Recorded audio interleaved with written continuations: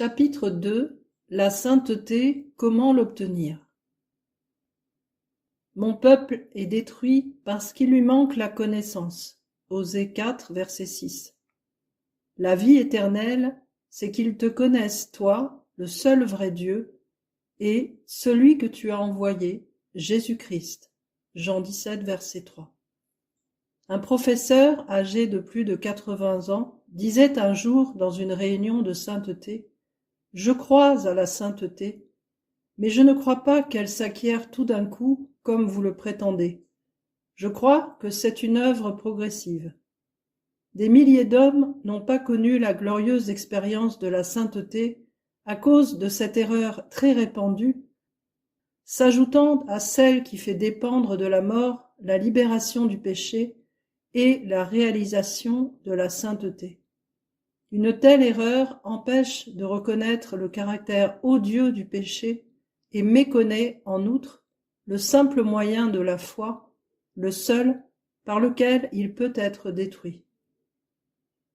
La sanctification complète est à la fois une soustraction et une addition. Tout d'abord, l'âme est purifiée en rejetant toute malice et toute ruse, la dissimulation, l'envie et toute médisance. 1 Pierre 2, verset 1. En un mot, tout mauvais sentiment et tout désir égoïste contraire à l'esprit du Christ.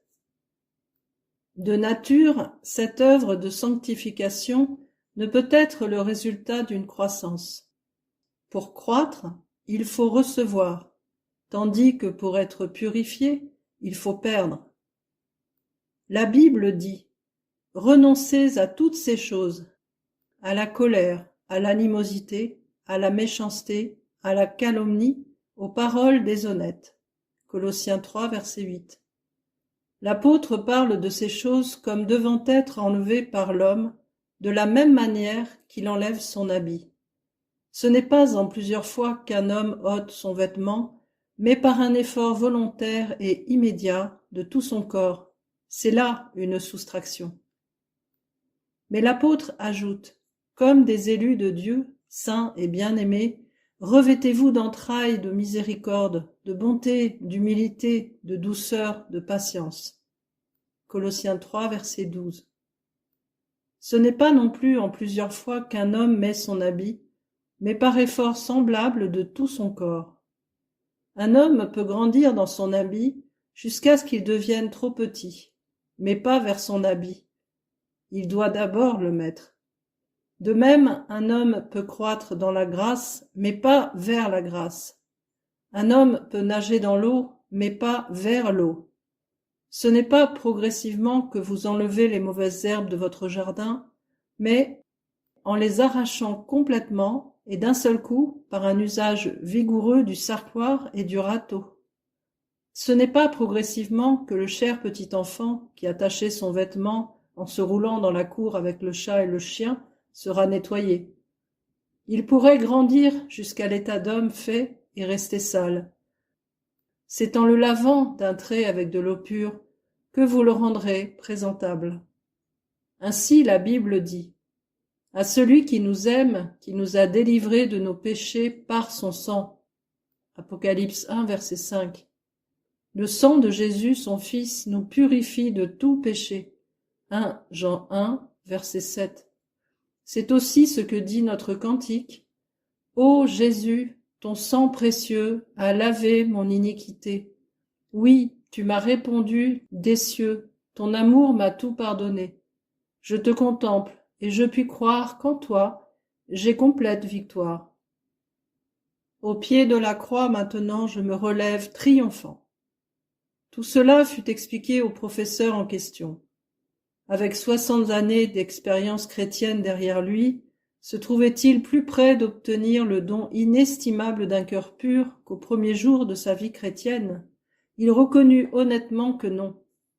On lui demanda alors s'il n'estimait pas que 60 ans fussent une période assez longue pour prouver l'exactitude de sa théorie au cas où elle serait vraie. Il l'admit et consentit à demander sur-le-champ la bénédiction de la sainteté. Il ne l'obtint pas en cette première soirée, Mais il revint le soir suivant.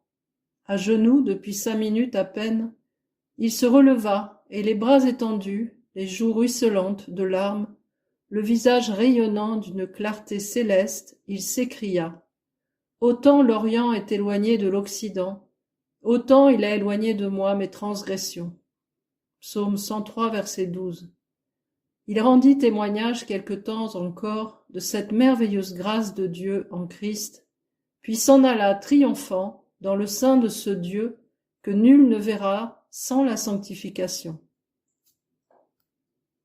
Mais, me disait un homme que je pressais de rechercher à l'instant la sainteté, je l'ai obtenue au moment de ma conversion. Dieu ne fait pas les choses à moitié. Son œuvre en moi a été complète lorsqu'il m'a sauvé.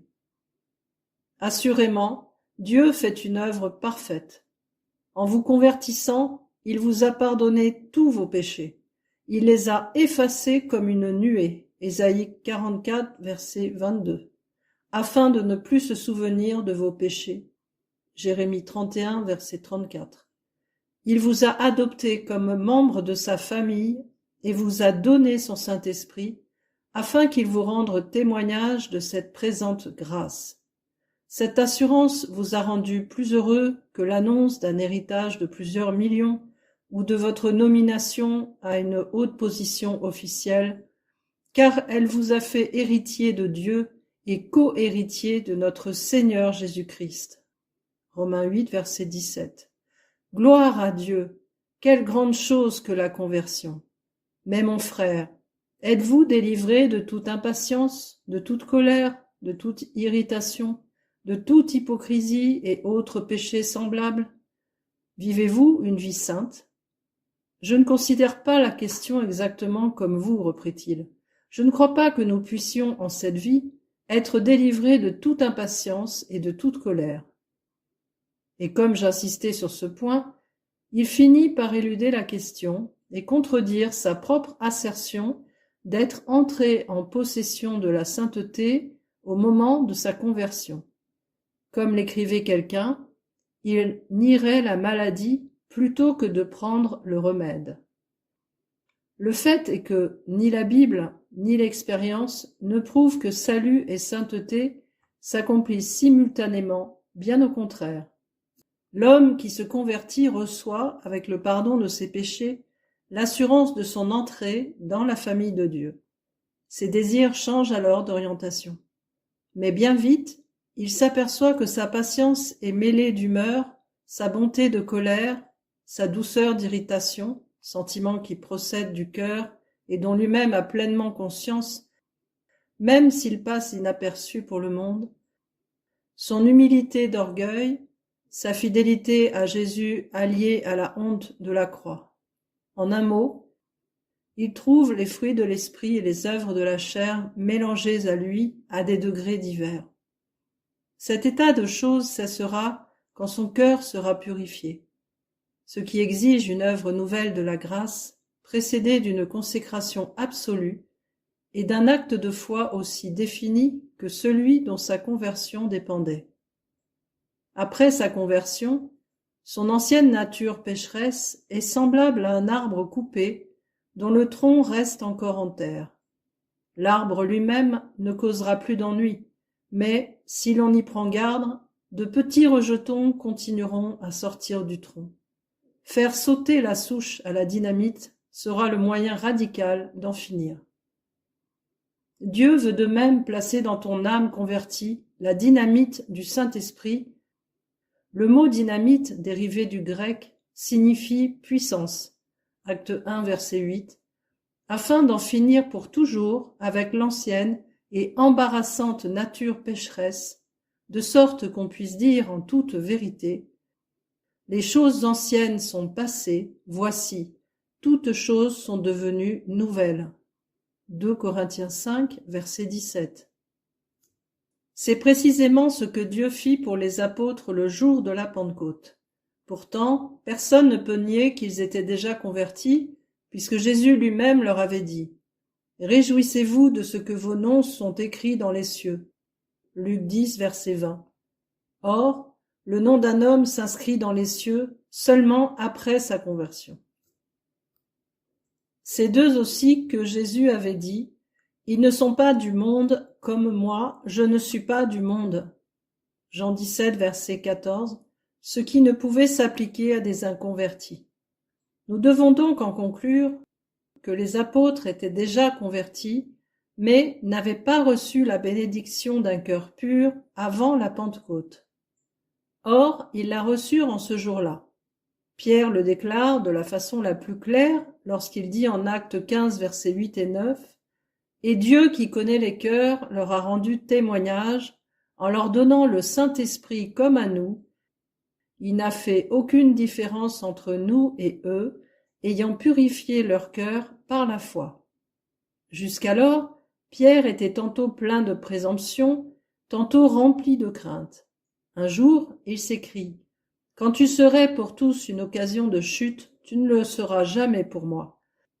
Quand il me faudrait mourir avec toi, je ne te renierai pas. » Matthieu 26, versets 33 et 35.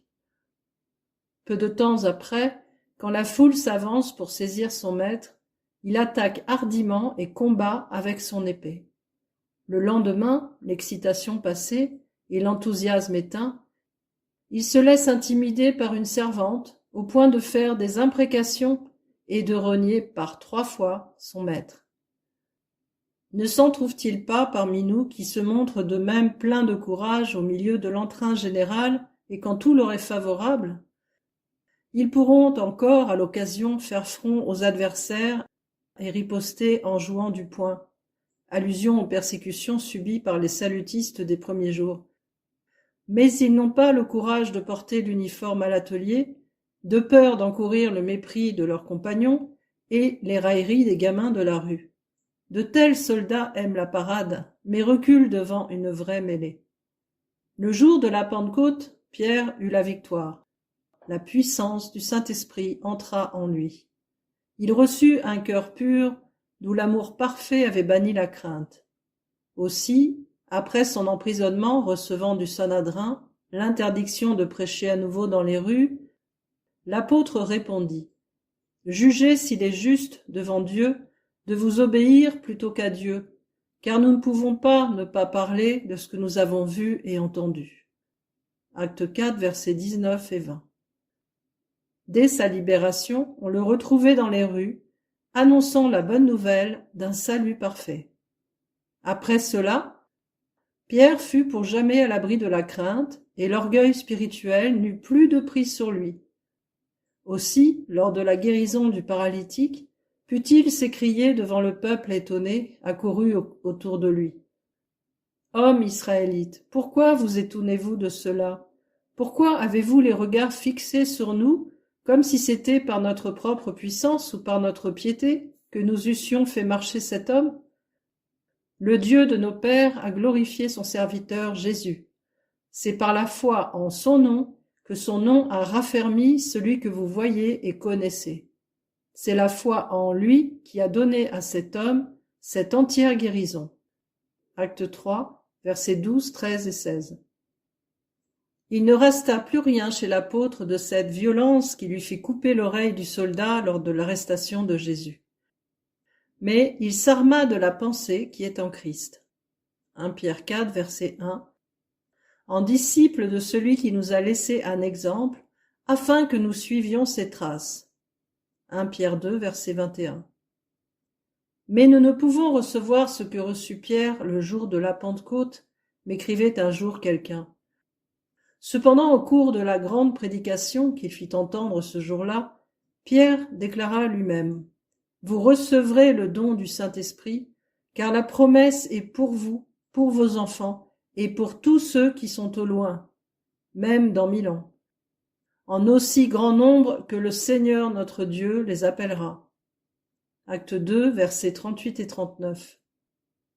Tout enfant de Dieu peut donc l'obtenir en se donnant entièrement à Dieu et en le demandant avec foi. Demandez et l'on vous donnera, cherchez et vous trouverez.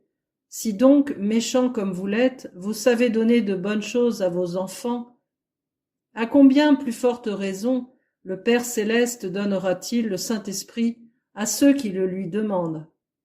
Luc 11, versets 9 à 13. Cherchez-le de tout votre cœur, et vous le trouverez, car Dieu l'a dit, et il attend de pouvoir se donner à vous. Un jeune homme se préparant à devenir officier de l'armée du salut sentit la nécessité d'avoir un cœur pur. Après la réunion, il rentra chez lui, prit sa Bible, lut le second chapitre des Actes à genoux devant son lit, et dit au Seigneur qu'il ne se relèverait point avant d'avoir reçu un cœur pur rempli du Saint-Esprit. Il n'avait pas prié longtemps que le Seigneur vint soudainement à lui et le remplit de sa gloire. Le visage du jeune homme resplendissait, et son témoignage embrasait les cœurs depuis cet exaucement. Vous pouvez de même obtenir cette grâce en vous tenant devant le Seigneur, animé d'un esprit et d'une foi semblables. Il fera pour vous, par la puissance qui agit en vous, infiniment au-delà de tout ce que vous demandez et pensez. Éphésiens 3, verset 20.